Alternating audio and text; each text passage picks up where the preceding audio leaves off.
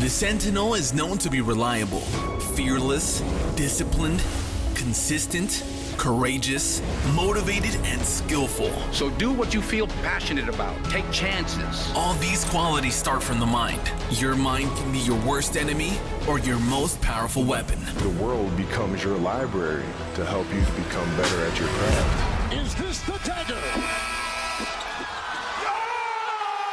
Learn how to achieve greatness and tap into the Sentinel mindset.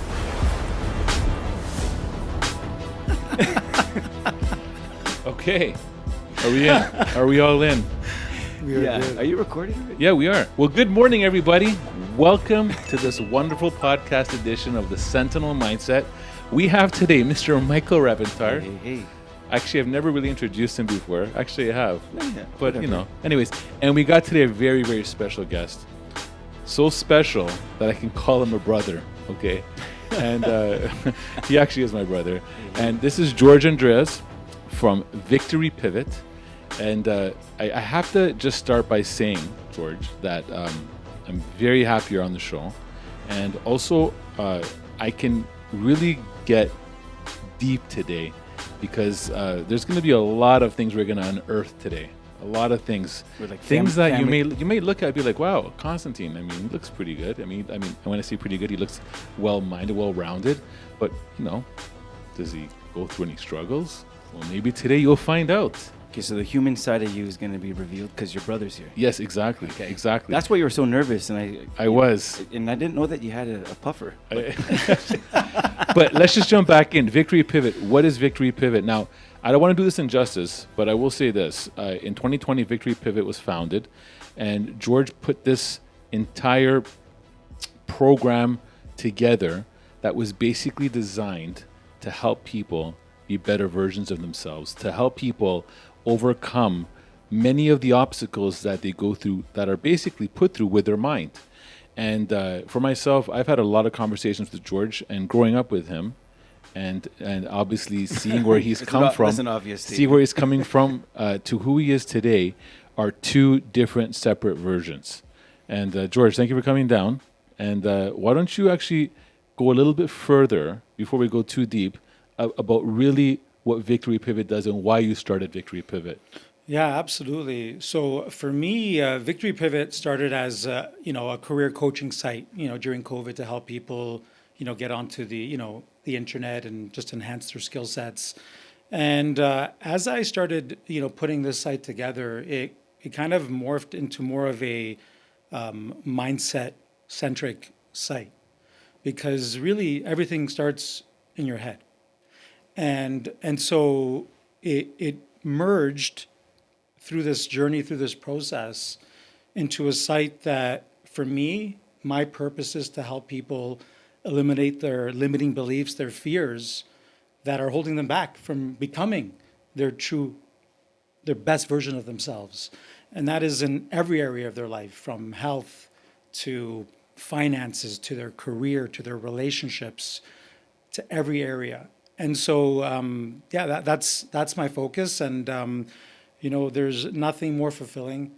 We've all heard the saying, the secret of living is giving. And from someone who's always been ambitious, but driven by the materialistic things that money can buy, being able to say now that my drive, my passion, my purpose is to help people realize their greatness. I mean, there's nothing that I can say is more fulfilling than that. And see, for me to know that and to see that, that's where it's like I'm in awe. I'm in awe still. 2 weeks ago, we're sitting outside of my backyard and we're having a conversation with my wife and George. Socially distanced. Socially distancing, Exactly. even though we're all double vaxxed. Anyways, we're all sitting together and we're chatting. And I'm letting George know about some things that are going on in my life. And one of the things that I think is very important to understand is, and maybe this could be like the center theme of today, but anxiety. Anxiety is a very real thing. And I will say the words suffer through anxiety. And I've gone through that through my entire life. And every single day is a new day. And the funny thing is, what I was telling George was, in business, Anxiety, I have zero issues with. Like zero. You can't rock this world whatsoever. But in my personal time frames, my personal life, that's when it makes its little ugly head pop through. And in conversations that I had with George, growing up in our household, anxiety is something that 100% can live in its energy, right? And noticing our parents and how they looked at things and what they worried about, those are transferable energies that I guess pass on to us. So I basically kind of went through my life kind of going through with it. And what I didn't realize was as much as we're related and grew up together, just how much you said it impacted you, right? To the point where you had to make some shifts completely to rewire your mind. Why don't you speak a little bit about that, George? Because I think that was really good. That fascinated me, Mike. Get ready for this one. Okay. And that's, All you know Buckle what, up. and it's, you mentioned that, in terms of what you're able to do on a business level, and then what happens on a personal level. And that's actually quite common. And it's something that I went through. And so what I found that for me, when I was in the business world or in a situation where I had to be on, it was an absolute must to be on. So you need to perform. I was in sales. And I remember the first time that, I told someone that I was close to that, I dealt with, anxiety, they were completely shocked. They're like, you? Like, because the way I portrayed myself was as this confident, strong individual, but inside, okay, and you let your guard down when you go home, right, in front of your family. And so I would let my guard down, and again, from in the outside world, they would say, George, wow, this is a confident, successful individual is. Put together. And then when I would go home, it was as if a switch would go off, and I would start getting consumed with little things, silly things that don't matter. And Antonella, my wife, would say, George, like, it must be, she would look at me and say, it must be exhausting living in your head. Because literally, I constantly lived in my head. And I never knew that there was a way out from that. I thought, this is my upbringing, right? Anxiety, right? It's a part of me. It's hereditary, therefore I am. This is a limiting belief, right? I don't use the word anxiety anymore. I don't tell people, like, if people say, I'm this, don't do that, because you're claiming that. So if you say, for example, you have OCD, you have ADD, you have anxiety, what you're saying is what? You lack focus, what is anxiety? Anxiety is fear. It is worry, right? But think about that for a second. When we feel stressed, right? How do we feel stressed? In order to feel stressed, you need to think about something, which means that when we think or tell stories in our head about what's going to possibly happen, and it's funny, but for whatever reason, we are conditioned, for the most part, to look for the negatives. A fearful outcome. Right. Yeah. So, and it's crazy because I talk about this now, and at that time it didn't make sense.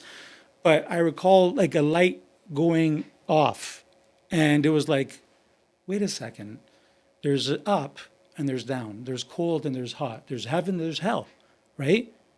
So if I can create these stories in my head of this negative outcome, and I could feel it and experience it as if it was real and it was actually happening, then what if I flipped the script? What if, instead of creating a story of all the negative scenarios, what if I started creating all the possibilities, all the possible scenarios? And a lot of that has to do with the questions that we ask ourselves. So, for example, when people say, why does this always happen to me? Your brain starts to look for all the times that you've ever been in that situation. And then so all the time you feel like negative things or bad things happening to you. Like you're destined for it. Right, but what if we asked, what else could this mean?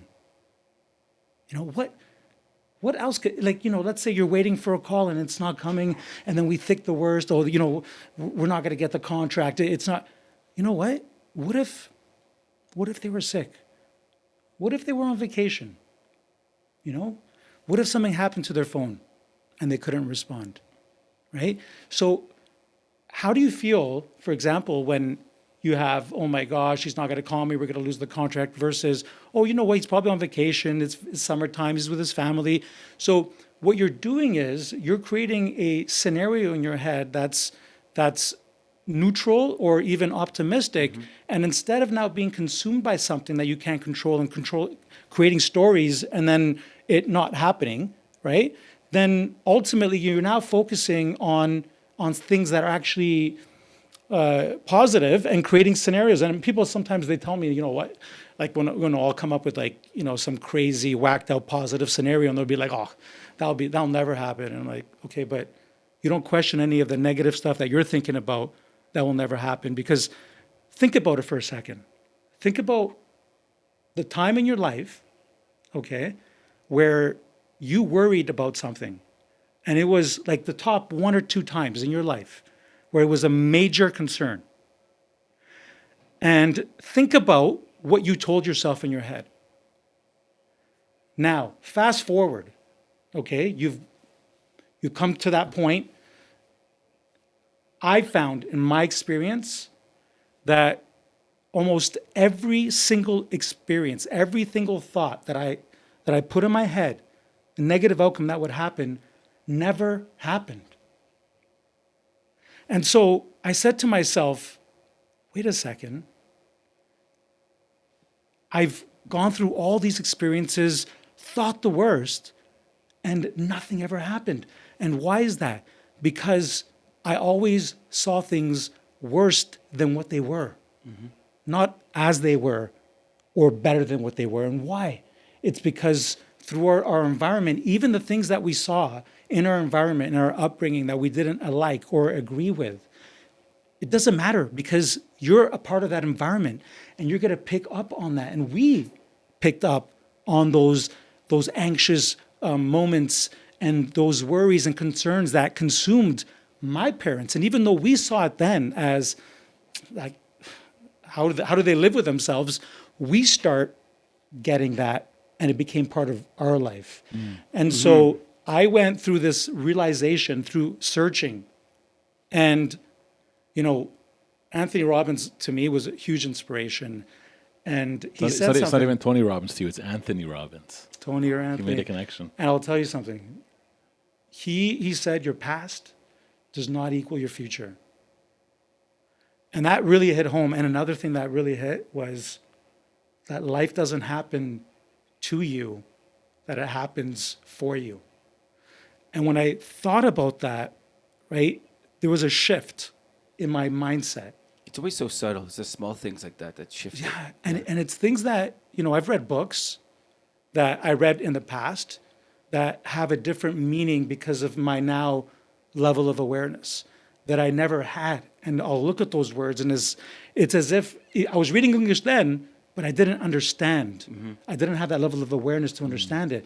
So what I do now, and so I went through this realization, you know, and I decided that I would make a conscious effort to flip, to start asking myself different questions. We talked about one question, what else could it mean? And instead of thinking of the negatives, start thinking of the empowering reasons, right? And then I started asking myself things like, you know what? What's great about this, right? Because think about it. If life doesn't happen to you, it happens for you, then what that means is that everything that's happening in life, it's there to teach us something.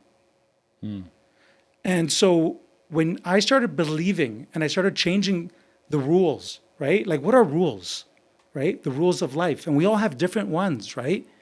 What you consider, for example, to be failure or success or, you know, anything, right, will be different from you or from me, right? And then why is that? It's because we attach our own meaning to those beliefs.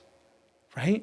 And that's why, everybody feels, you have to do something different for someone to feel loved, let's say for you or for me. It's because we all have these different rules that we've created throughout life.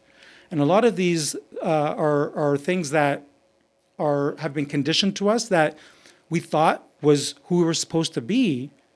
And when you start to question it, you realize, wait a second, there's another way. And so to me, when I look at life now and things happen to me, I've conditioned through daily practice every day that my mind now, instead of going to the negative outcomes, it's always the positives. And I know that I bother some people that know me and who haven't seen me in a long time because of COVID. And then I talk to them and they hear me because they're expecting something different. They're expecting a guy who's going to make excuses about things, complain about things. And here's a guy who's talking about all the great things that have happened as a result of COVID. And they're like, right? Because that's not the norm. Pandemic positive. So George, Right. like, negative energy, people that come up with negative energy, people that are Debbie Downers. No offense to anybody named Debbie. But people that are down, always down, they look at negatives. They talk about negatives. They see the negatives in everything.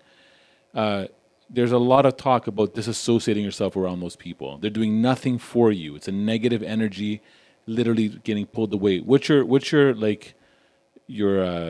tips around when you're around somebody that is negative, right? That is looking at everything negative. I know you've told me personal stories about you've withdrawn yourselves from. Yeah, I remember when I first came to this realization that I wanted to cut out everybody in my life that was not going to serve me, right? Who's not going to edify me. And unfortunately, some of the people in my life I couldn't cut out. And so I had to ask myself, okay, what can I control, right? And I said to myself, I can control my response, right? I can control how long I spend in that situation. So, there's going to be situations, for example, where you have your friends and they're your tight niche. Those that you can control.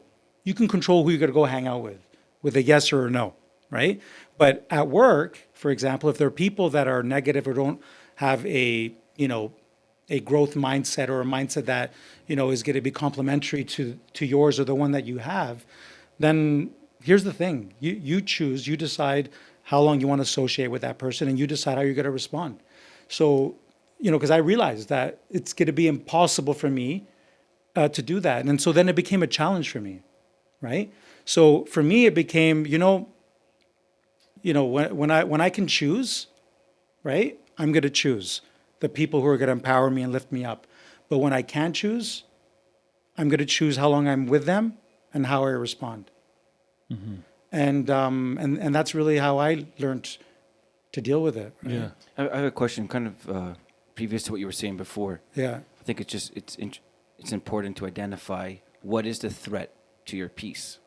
Okay, so when you say a word like anxiety, and I was listening to a Joe Rogan podcast, I think it was with Neil Blomkamp. He's a director who did District 9. Remember that movie? Yes. And they're talking about anxiety. And then Joe Rogan kind of says in his way, like, what is it? Like, really, what is it? And they're looking up, and they got his buddy, his tech guy, who's like looking up all these stats on the drugs that people put in America specifically.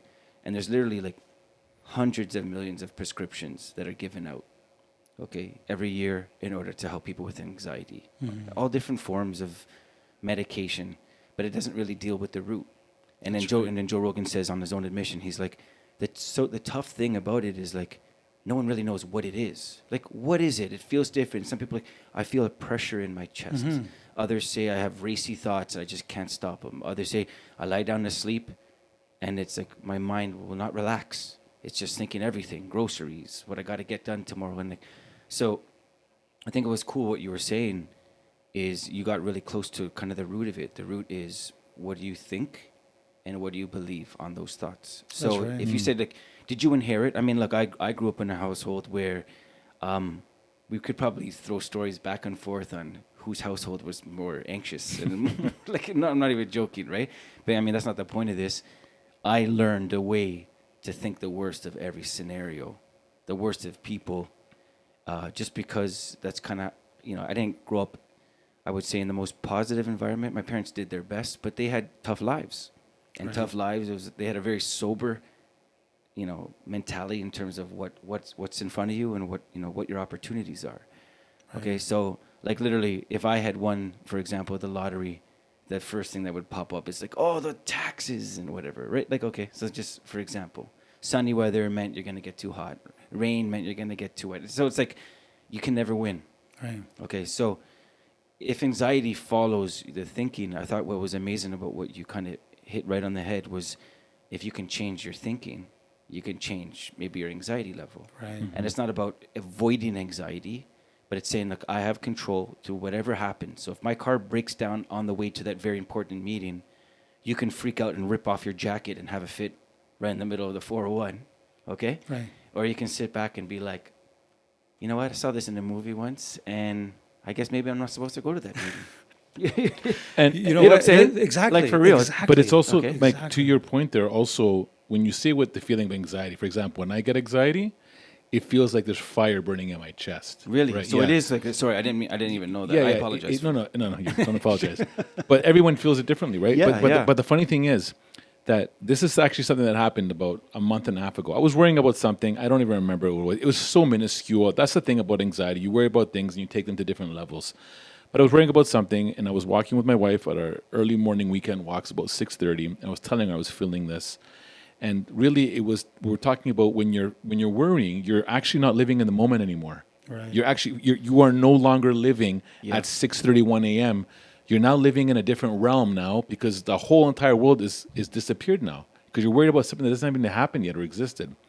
And as we're talking, a deer literally just crossed our path, about maybe 6 feet away, and it was just eating. And suddenly I was like, oh my God, a deer. I mean, we see deers all the time where we live, but it was like, oh my God, there's a deer. And just the feeling of seeing the deer, it's that anxiety feeling disappeared because I was living in the moment. Right. See what I'm saying? So to me, that I think again, Wow, to that's look actually powerful. Yeah, so you're robbing yourself. And I've worried about things up until the day they actually happen, and those worries could be 3 months long. And then when they actually happen, as you said, George, it doesn't happen the way you thought of it was going to happen. Yeah. And then you're realizing, oh my God, all this time I robbed myself of enjoying a moment with my family, with my coworkers, with my friends, in my business meetings, all from something that did not even exist. Yeah. All created, not by Mike's or George's mind or my wife's, it's my mind. Yeah. Right. My mind created that. And what you created, as you were saying earlier, is the scenario. Yes. Or as some Right. say, The story. the scenario. Right. Exactly. Here we go. Yeah. We all create these stories, right? And so when we see them as stories, like, and one thing that I picked up on what you said is that you saw that deer and instantly you broke your pattern, Yeah. right? So there's different strategies that we teach at Victory Pivot to break your pattern, right? Because you could change anything, any belief that you have, anything that you go through that you don't want, you can change anything. And the way you change it is, number one, you got to make a decision. You got to say that I'm sick and tired of feeling this way. You got to tell yourself that, you know what, there's another way, right? Because that's really what we got to do. Remember, there's up, there's a down. If you can feel this way, then what if you could start feeling amazing every day, every moment, right? So what you have to make a decision, right? And then you got to get leverage on yourself, all right? You got to say, what will happen to me if I don't change? And you know what? We all know stress is one of the biggest causes of disease. It's a killer. Oh, yeah. So if you associate, okay, and you link, anchor it in, okay? Stress means it's going to kill me. And what will that mean if I let the stress consume me and then I'm not around here for my family anymore? My wife, my kids are going to grow up with it at that. I mean, you make it intense. And you know what? The reality is we hear about it all the time. People are getting heart attacks, due to stress. They're dying. They're getting cancer due to stress. It's not something that we're making up. It's reality. Okay. So you got to get leverage. Substance abuse, Right. suicide. Right. Like, there's all these things that come from it. So just like that deer broke your pattern. So after you get leverage on yourself, now it's like, okay, I got to break that pattern. How am I going to break that pattern? And also remember the feeling of the deer. What I mean by that is, I've also read in things when you're going into another moment, is actually reflect. What did it feel like when I saw that deer? Oh yes, it was amazing. Let's go back to that thought right now. Let's replace that thought with a potential worry thought. Well, exactly. So now how are you going to break your thought? How are you going to break your pattern? Right? Well, who controls your thoughts? You control your thoughts. So that's something that happened outside. Right? But you could change your body. Right? When you're stressed and when you're worried, you know what? Your breath, the way you're breathing, you're probably breathing short. You're probably looking down, right? Your body is not in what we considered top state because of your mind and how it's consuming you. So if you change the way you move, okay, if you even smile, you fool your mind to think, why he's smiling? He must be happy, right? Break the pattern either through focus, right? Or through your body. So focus could be focus on like I've done this. Focus your mind on things in life that you're grateful for, on things that you're proud of, because fear, stress, and worry cannot live in the same headspace when you're really consumed and you're feeling what you're grateful for in life and what you're proud of. It can't. It's impossible. And so to me, when we talk about it, that's how you break your pattern, right? You change your focus, change your body, and then you create a new association, right? A new link, right? So remember, we create the stories. So rather than create a negative outcome, create the positive outcome that you want. Okay, now right? I'm gonna pause you for a second. This is actually interesting. On your chest, there's a little pendant of a lion. Okay. Right. Now, I think this is good. Now, it's a good thing to understand. We're hearing about what you need to do is change. What we also need to go in is technique and what you do. So, George, for yourself, dealing with anxiety all your life, okay, and then also, again, anxiety. When you deal with it, you can't be looking at that person and be like, "Oh man, that guy's going through anxiety." You can't tell when someone's going through anxiety. Not You can't, always, no. Okay, I mean, anxiety comes out in very different forms. But for yourself, you told me a routine that you do on a daily basis. Okay, Right. this is not something. Again, when people work on themselves, let's look at Kobe Bryant. Kobe Bryant found out that there was people in the NBA that were better than him, and he says, "Wait a second, these guys get up at 7 in the morning. I'm going to get up at 4 in the morning," and he did that for his career. I cannot let someone else be better than me. I am going to be better than them. And he had a routine that he did every single day. He got up at 3, actually. Was it 3? Yeah, 3. Okay, Trained from 4 to 6. Okay. Slept, relaxed. Okay. And then again, trained again. And his routine is something that he thought, if I can do this and no one else is doing it, I will be better. And he practiced that. He didn't do it after 2 championships and then pause. He did it every single day. Right. And you told me that you do a routine every single day to help you be the person you are right now. So why don't you go into that a little bit? Because to me, I found it to be fascinating, your routine. And when I first heard it, it may have come across a little bit to me like, okay, that's a little bit, maybe extreme to kind of do that. But to me, it's a strategy and a tactic that I think, we use the reference as a lion, and I've seen a lot of motivational videos about be like the lion. What tell me your routine and the reference of the lion to yourself. So my routine, and again, I've been doing this now consistently 7 days a week. Come closer because I can't hear you too well. I can hear you, but I want to hear more of you. So you've unpaused them. I've unpaused them. Okay. There you go. So I spend 2 hours every day on me. Okay. And we've all heard, the importance of self-care, especially during, these times of COVID. And to me, I spend 2 hours every day, and I can tell you that I'm looking forward to it tomorrow morning. And that's why it doesn't matter what time I'm waking up or going to sleep. For me, it means so much that I spend this time on my mind, because how I spend on the time that I spend on myself is going to reflect who I'm going to be throughout the day. So I don't wake up, pumped up, ready to go. I love life regardless of what's happening, just because it's that daily habits and routine that I do. And so for me, everybody is different. And, I spend 2 hours, and, not everybody some may say, that's a long time, right? For me, I've actually been saying, you know what? I'm going into like the third hour here. I think I'm going to start waking up at 5 a.m. And so some people are like, well, don't you like to sleep in? And I'm like, well, honestly, how I feel after I spend time on myself is more important than an extra couple of hours of sleep. And so for me, I wake up, I don't think about it. I get my Bluetooth headsets on. I already have my audio set up. I always suggest, something that's really going to inspire you, motivate you, drive you. And so for me, I love psychology, just because of, for me, what I've been able to do to myself.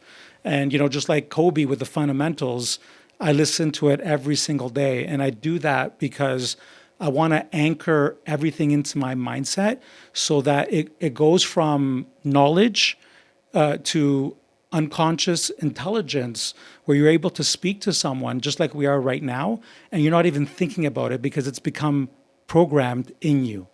It's part of you. It's part of me, right? And so for me, even coming in here today, I said to myself, this is who I am, right? So I'm just going to come in and I'm going to speak from the heart. I'm going to speak about the changes, the things that happened in my life that I didn't think was possible. So, I do about my 45-minute walk, and, Mike, before we started recording, asked, oh, look, you lost a lot of weight. And I said, this is the first time I lost weight without effort. And I say that is because I still don't like working out, right? But all I did was I linked working out to something that I love, and that is to learn about psychology and the power of the mind. And so I linked something that I love and I'm consumed by and learning and growing to something that I don't like, and instantly I'm doing it without thought. Yeah, that's a good strategy. Yeah, and it works, and it sounds simple, but I'm proof that it works. For those who know me, they know, right? And so that's why I eat hot dogs when I work out. Okay. Yeah, there you go. So after that, I come back and I created this slideshow, and I call it my vision of the future. Mm-hmm. And I take a look at every area of my life. Every day you do this? Every day. Yeah. That actually takes longer than my walks, right? And because I get lost in it. You know how you get lost in those negative thoughts? I get lost in that positive future that I'm creating.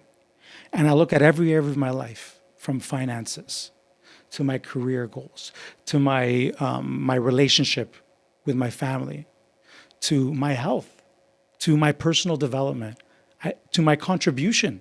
I look at every single area of my life, and I have it in a form of an image. And every day I look at those images. And when I look at those images, it takes me there. And what happens when we think about it?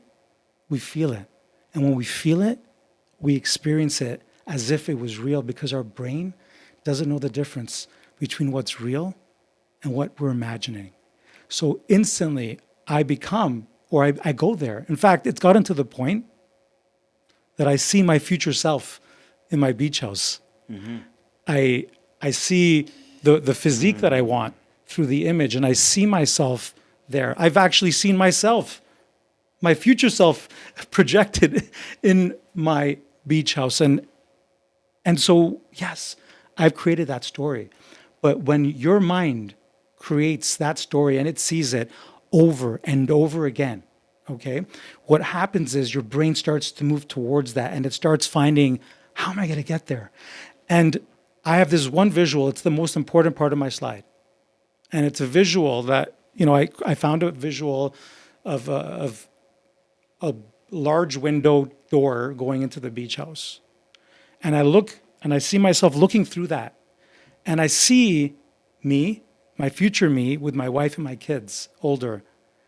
And right beside me, there's a guy that says, George, you see this? You see all those things that you've seen, that I've shown you? These can all be yours. All you got to do is move towards them every day, brick by brick. Just move it, just even a needle forward every single day, and you'll get there. And so for me, that's what I do. That's what gets me going. And I even look at, when we've been talking about anxiety and worry, I have one slide. And in that one slide, it has pleasure and it has pain, right?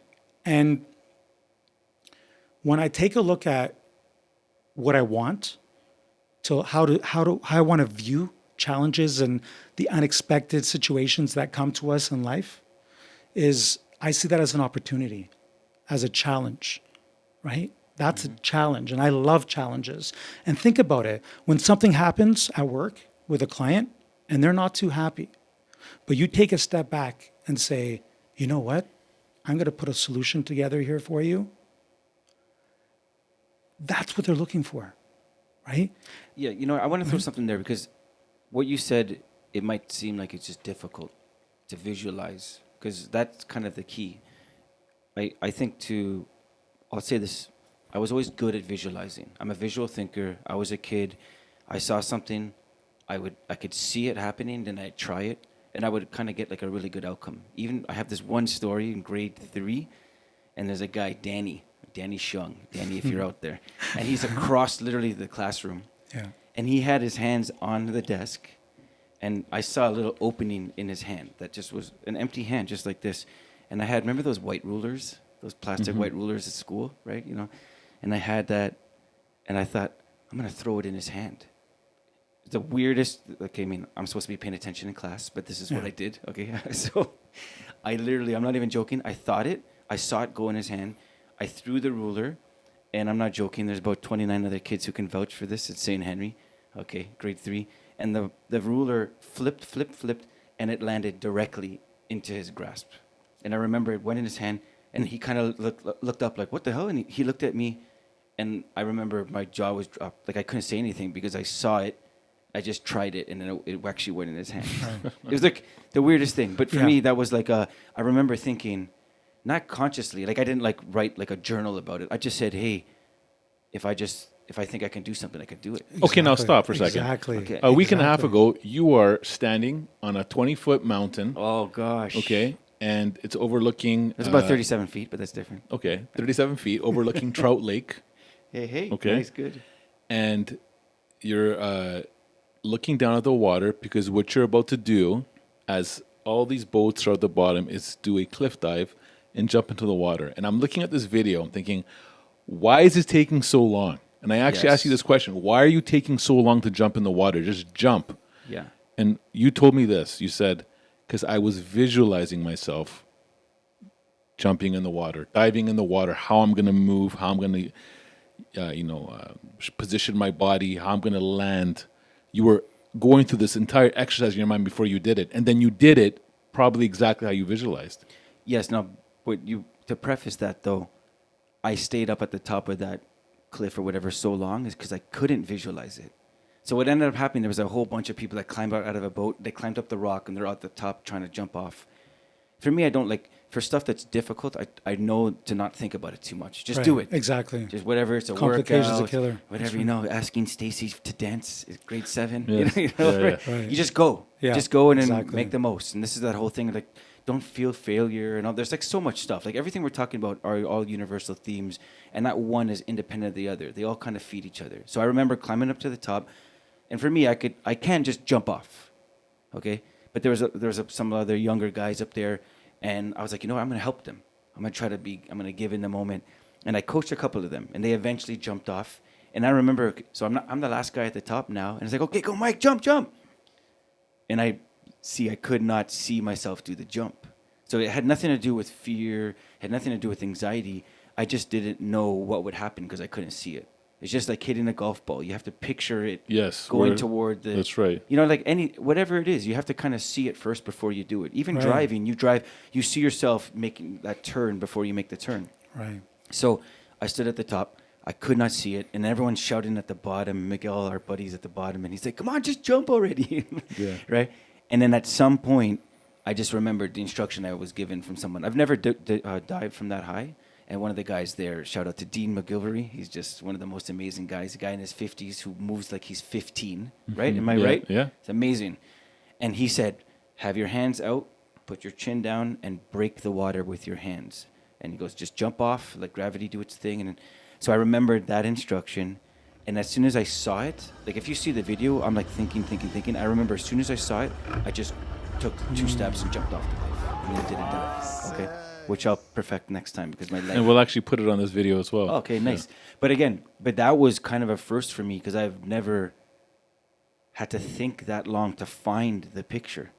Why do you think that time you did? I don't know. But it brought attention to me because I think what's kind of instinctual for me is just to see it. I'm a visual thinker, so I could see it easily. For me, I just couldn't find it, so I didn't do it until I could see it. So for me, I've been asking myself that question. What I'm going to do, I'm not going to think about it too much. Yeah.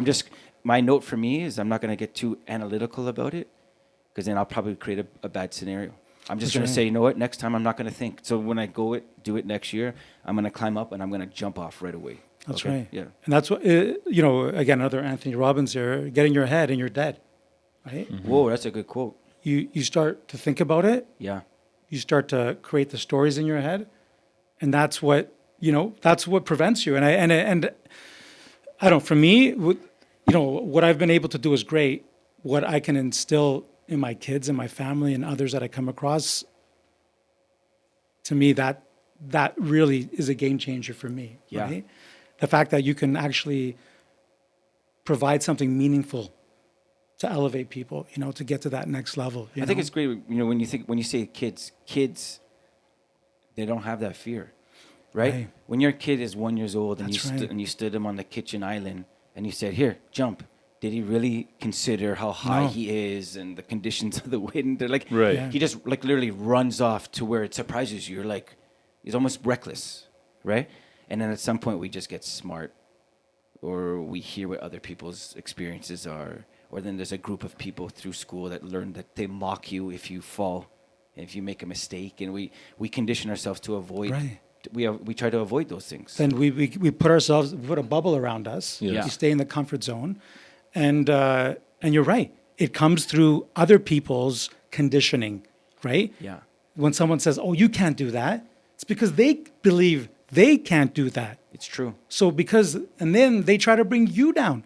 So I tell my kids, listen, control what goes in your head, because if you're not strong enough, if your mind is not strong enough, and they get in, they'll control you. Mm-hmm. I said, when you get angry and you lose your cool, I said, who won? They won, because you let them get in your head. So to me, it's so important that we instill in the next generation, for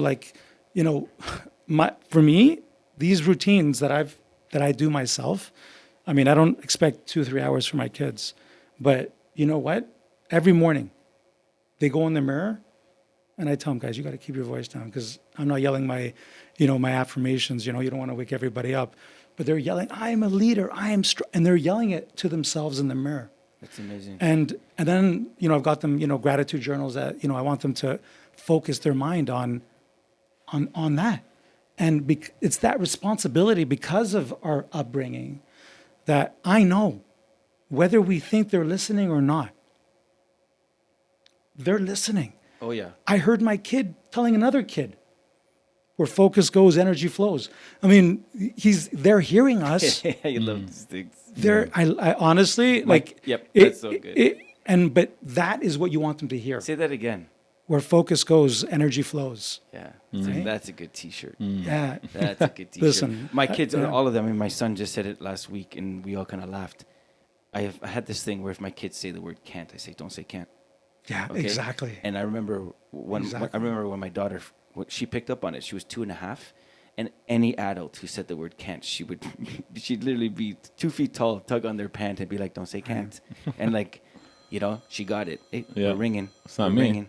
I don't have rings. I swear I put it on mobile, on silent. I think the producers are telling us that. So, it's it's interesting how you say that, because that's actually a limiting belief, right? When you tell yourself, I tell my kids, I don't want to hear I can't. I don't want to hear I should. What do you say Okay. in replacement for I should? I will. I will. Yeah. I can. I must. Yeah. And I tell them, you repeat that to yourself, right? Because I don't want to ever hear you say I can't Yeah. or I wish. Because what is I wish? That means you can't do that. Yeah. Or I can't. Change it. Yeah. You know, another one here. Stop shitting all over yourselves. Yeah. Make it an absolute must, right? Make a decision. You know, do you want to make a change, or do you want to live your life in anxiety and fear and worry? Because think about it. If what we think we feel and then we experience it, if it's real, then we are just creating a negative life for us, a life of stress and worry and anxiety. And to me, here's another powerful one. A warrior dies once.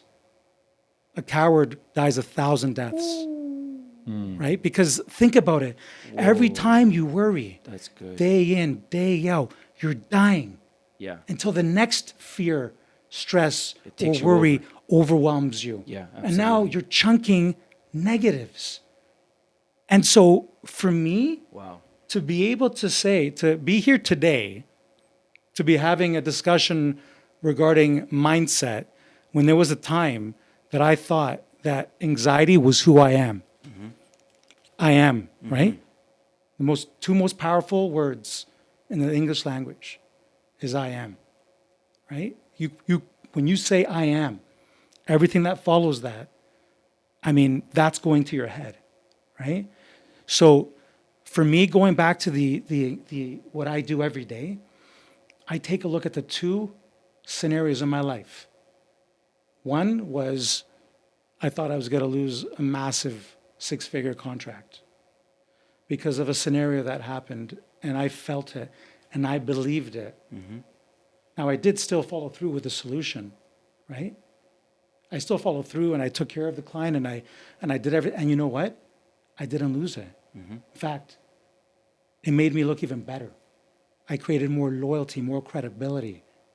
Another time I wanted to buy, another house and keep the house that I had, and the bank after 4 months told me no. And I was so furious. But I said, there has to be another way. But in my mind, I wasn't going to get it. Thankfully, I came across someone and I did. And so I look at these every single morning, these two scenarios. I have little blurbs as a reminder from my psyche to pick it up because I know what they mean when I see them. And to me, it's a reminder that life's all about living and learning, and there's always a way, and that every worry and stress that I ever created in my head never came to pass. And I have to remind myself of that. I have to look at it, and I have to remind myself every single morning. And when I do that, doesn't matter what happens in life. I've gone through situations now where prior to this, I think about it in that moment, and I say to myself, I can deal with this. There's nothing. What am I trying to learn here? Like what's God trying to teach me? What am I going to learn from this experience? Because I believe with everything that I am, that life's about living and learning. I think it's amazing what you said about mindset. Yeah. Because the opposite of being mindful is to be mindless. Right. And I think what's amazing what you've been bringing up is we do things, I guess, instinctually. We learn from our environment. We learn different belief systems. But do you really consciously think about what you believe? No, you kind of just do based on that belief without really thinking about it. You just do it. Okay. Right. What you've done is you've kind of just pressed pause on life. And I think what's really cool is you're not telling people to do anything that is unnatural. It is natural to think of a future picture. But instead of it being negative, change the script. That's right. Make it a positive one. That's right. But I mean, probably some of the best, most vivid thinkers are negative thinkers. They come up with all these incredible scenarios. Well, this is going to happen. This is how you're going to lose this. This is why she's going to leave you. This is how this is going to get burned in business. And they're still exercising that muscle of forward thinking, but just not in anything that builds anything. So I think what's really cool, what you've done is you just said, you stopped the train. Thanks pandemic.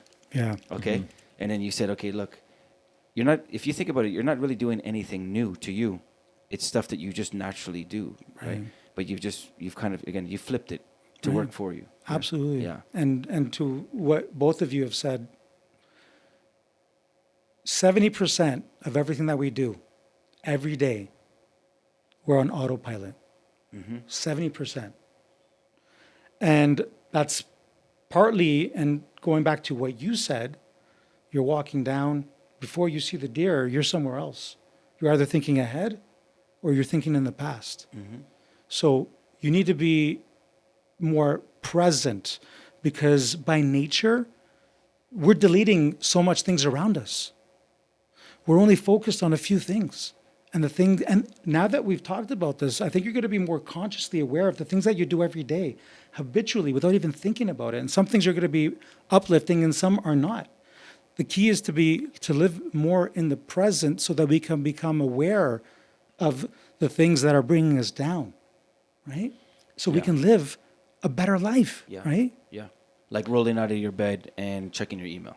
Right, exactly. Or checking out social media first thing in the morning. Yeah. As soon as the crack of dawn starts, whatever you start looking at, that's going to be a good probably indicator that if you're looking at anything that's negative, it will affect you.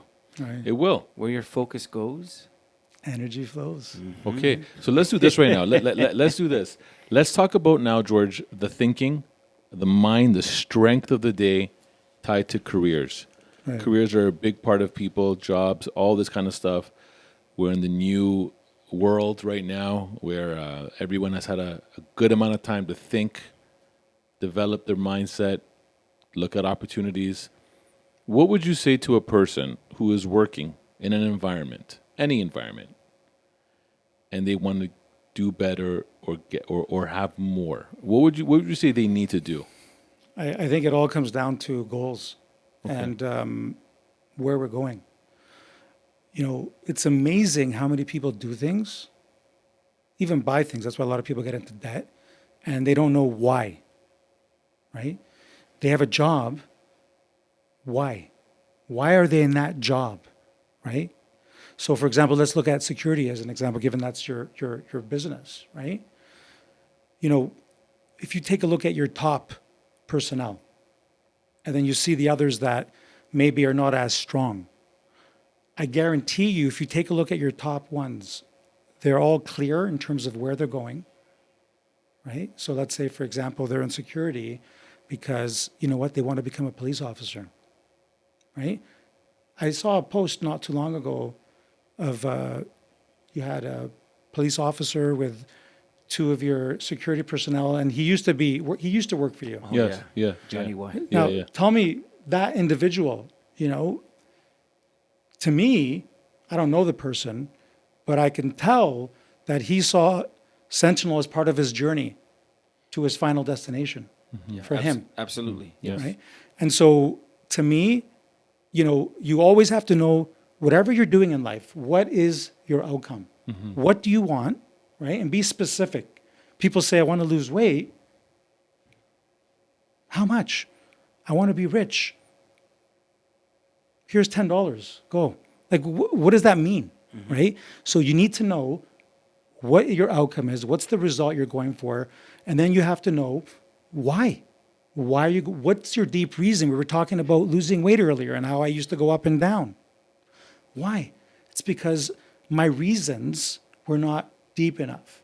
So for someone going into any job, I think that they need to ask themselves if they want to have any sort of consistency or longevity in that company, they need to know why.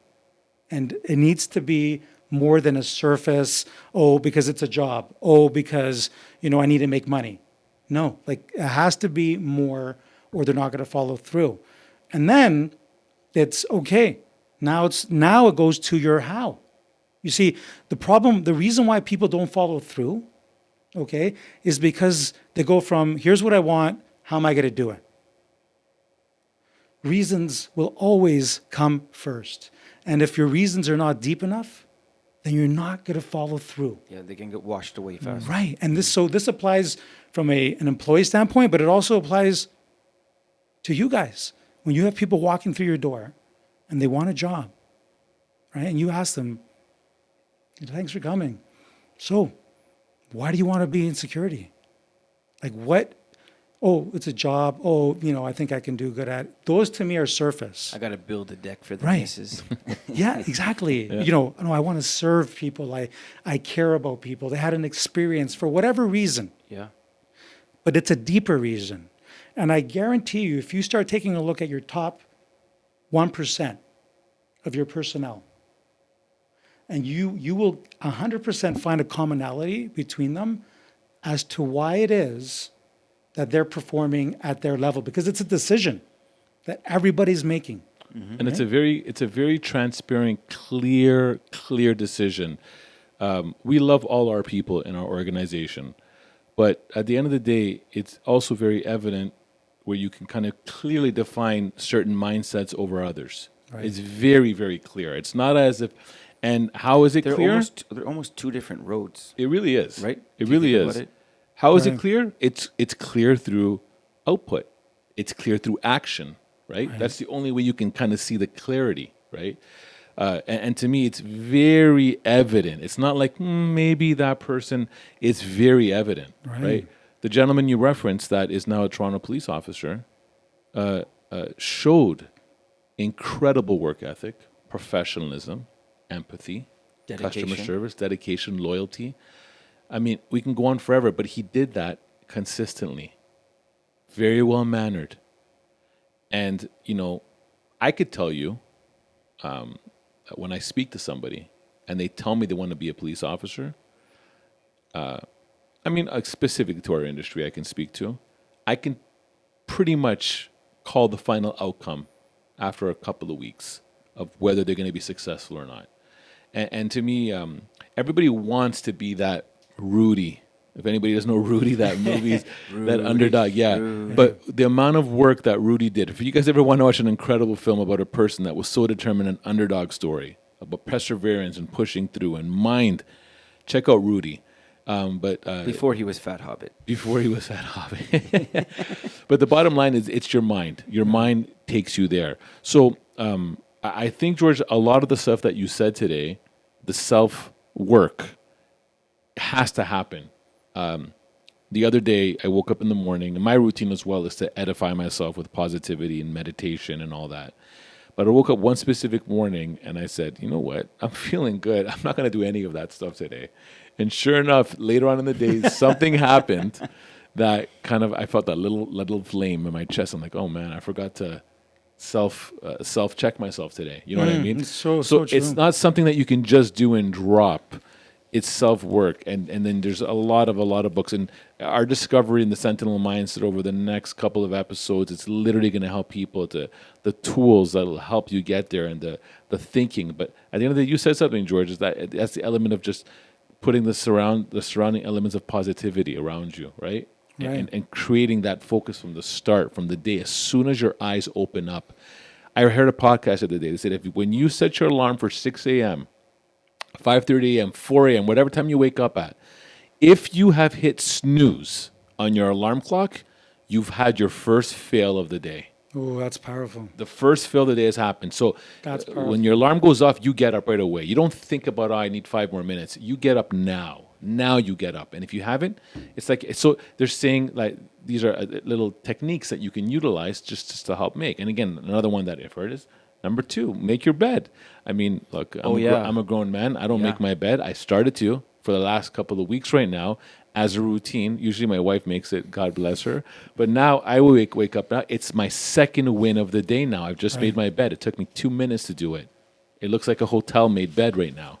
Yeah. I just accomplished 2 wins in my day. You guys are competitive. Do you guys compete? Who's going to make the bed No. for the other one?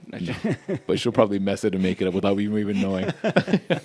But anyways, George, But it's true. It's just little things like that. You know, in terms of working out, sometimes it's just finding. I think what you said was great. If you love listening to psychology, you know, get on a podcast. Exactly. Maybe listen to this one, whatever. Absolutely. But no, get something that interests you, music, whatever, and then just pair it up, right? yeah, Absolutely. Yeah. For me, exhausted. I get tired because I push myself a lot. For me to train, I just have to get in my car. For me, it's literally As long as I just have to get in my car. If I'm in my car, I'm there. Right. If I'm there, if I've started. It's like literally getting on the train. It's gonna take you where it's gonna go. Yeah. There's no way to tag out. Yeah. Because I'm in the car now. And Right. it might get your mind. And I've been seeing a lot of the work that you're doing. You're doing some heavy core workouts. I've gone to the gym before. I'm in the parking lot. I opened up the door. I'm like, I'm not going to do this. And I've driven off. And that is your mind. You know what I mean? Yeah. And there's been days that I chopped that. I'm like, no, man, I'm here. What am I doing here right now? So I'll go have the you workout. got to the door. I got to the door and I just said, nah. So again, these are all mind things, right? Your mind amazing. is basically dictating that, right? And look, and it's natural. I mean, David Goggins, who we know is like a monster of the mind, he has said on his own admission that sometimes he looks at his running shoes for 30 minutes. He will stare at his running shoes for half an hour. And at some point he goes, and then he just puts them on and he starts doing his runs. That's amazing. Think about that. Yeah. That's a whole sitcom. Yeah. A whole show. Like, a whole, Exactly. Right? true. Think of all the other things he could do. 30 minutes, the battle is if he's going to put his shoes on, he still does it. So Mind. George, let's do this right now. Training. Just to wrap up, because we're hitting that wrap up minute. Producer Bob is telling us we got to wrap up. yeah, this guy's. All right, easy up, Bob. I know, relax, bro. Yeah, You just because your name's spelled backwards is still your name. Let's just find out, George, anyone right now that wants to find out about Victory Pivot, and I know you have content on there, and you have a lot of things that I know people have utilized to kind of put into practice that is making change. Why don't you give us a little bit about how people can find Victory Pivot and anything else that you want to add in there as closing words? Yeah, absolutely. So, every day we put some inspiration out on, pretty much all the social media platforms. You can check us out at victorypivot.com. I have ebooks on there that I've written. Every Friday, I put together a mindset blog. Last week's was on procrastination. Great one there. All the blogs are mindset based. And there are actionable tools in every blog so that people can actually take, steps right away, to start changing their life and start getting, absolutely. Yeah. Theory is nice, but people want to know, okay, thanks, but how, Yes. right? Yeah. So you got to get a lot of that practical life hacks, tips, not tricks. Yeah, whatever But you need. whatever it is, it's going to be there. And we also offer coaching. I have another colleague of mine also. We provide coaching, and it's really for, again, every area of your life, from finances, career, relationships, health, right? We will help you because it's all you need to put in the work. But we're going to provide you with all the tools, everything that you need to get to that next level, because we all have that greatness inside us, and some of us have discovered it. Some of us are still searching, and I can tell you it's there. And we'll help you. We'll help you get there. So again, all our contact information is victorypivot.com. George, thank you so much. That's amazing. I appreciate you sharing that today. And just some final words for myself as I'm hearing you talk today. And this is kind of for anyone listening. Anyone listening to right now to this podcast, you've heard this whole entire conversation about dealing with elements and putting yourself in a position to be empowered. If anyone around you is spewing negativity, if you are in negative environments, release yourself. Just like if anybody ever watched The Simpsons, Mr. Burns' office, he'd press that little red button, the chair would fall on the ground and Forgot disappear. about that. Yeah. Release yourself from the negativity. You do not need that. You need to be completely embodied in positivity and creating as much of a positive environment. Second thing I'll say is this.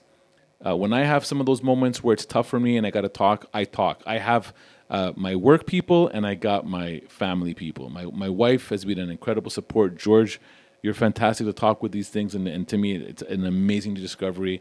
Mike, you've been amazing talking and uplifting and the positivity. And I think it's important for this example to surround your network with people that are going to uplift and edify you. Because if they're not, they're going to do the opposite. Okay. Right. Mm-hmm. And to me, that's the one thing you got to realize, that it's the little subtle things like this that can actually influence your day. So Mike, I had a couple of closing on any closing words of wisdom that we can shut off the day with? No, I think, man, it's been great talking. I think George has shown that even being your little brother, he can help you grow. Yes. You know what I mean? Yes, he can. That's he all. Can. Ladies and gentlemen, George Andreas from Victory Pivot, thank you very much for coming down, G, and Yeah, let's kill it. Let's create another positive moment. Absolutely.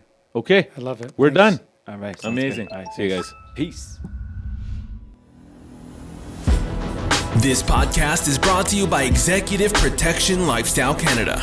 Make sure to drop by next week and don't forget to subscribe.